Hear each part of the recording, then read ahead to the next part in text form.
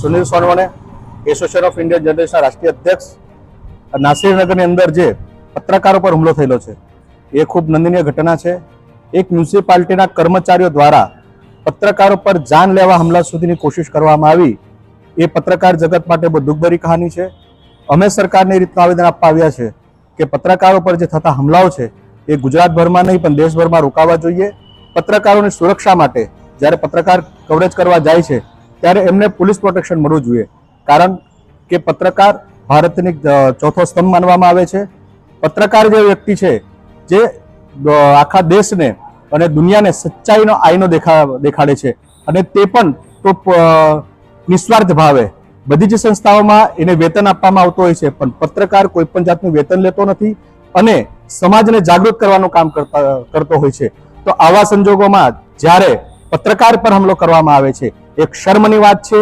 જે અધિકારીઓ છે જે દેશની સેવા કરવા માટે બેઠા છે, જે સુરક્ષાનું કવચ લઈને બેઠા છે, એવા લોકોએ પત્રકારોને સહકાર આપવો જોઈએ, એ લોકોની સુરક્ષા કરવી જોઈએ અને જો સુરક્ષા ન થતી હોય તો એમને પોતાના પદથી રાજીનામું આપી દેવું જોઈએ। પણ પત્રકારની સુરક્ષા કરવો એ સરકારનો જન્મસિદ્ધ અધિકાર હોવો જોઈએ અને પત્રકારને સુરક્ષા મળવી જોઈએ। અને જો હવે પત્રકારોને સુરક્ષા ન મળશે તો આ આંદોલન ગુજરાતમાં નહીં પણ દેશભરમાં અમે લડીશું અને પત્રકારોને ન્યાય અપાવીશું અને એમને માટે સુરક્ષા કવચ લાવીશું। એ અમારા સંસ્થાનો જન્મસિદ્ધ અધિકાર છે।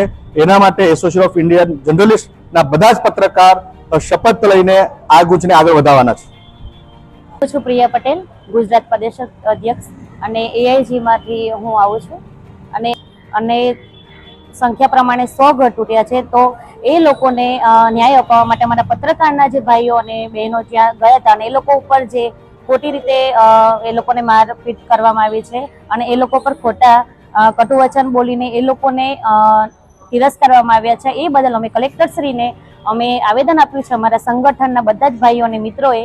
અને જે અમે એક પત્રકારના હિત માટે જે કાર્ય કરી રહ્યા છીએ એ હિત માટે અમે એક જૂથ બનાવી રહ્યા છે કે પત્રકારને ન્યાય મળવો જોઈએ। પત્રકાર એ આપણા દેશ માટે, આપણા જે બી કાર્યકર્તા માટે જે બી જાણકારી લાવે છે એ સાચી અને એકદમ ક્લિયર હોય છે અને એ પત્રકારો પર જે આક્ષેપ લગાવે છે, જે પત્રકારને ખોટી રીતે નિંદકીય રીતે પત્રકારને જો એ લોકો ખરાબ ઠેરાવે છે તો એ લોકો માટે તો હું જરૂર કહીશ કે પત્રકારો માટે એક સાચી અને સુરક્ષિત એ લોકોને એ આપવી જોઈએ, સેવા આપવી જોઈએ અને ન્યાય આપવો જોઈએ। પત્રકાર માટે પણ એક સારી એવી યોજના કરવી જોઈએ કે પત્રકાર સેફ રહે અને વ્યવસ્થિત એ લોકોના ફેમિલી જોડે રહીને પણ એ ગર્વથી અને માનથી એનું સ્તર ઊંચું કરીને પણ રહી શકે છે।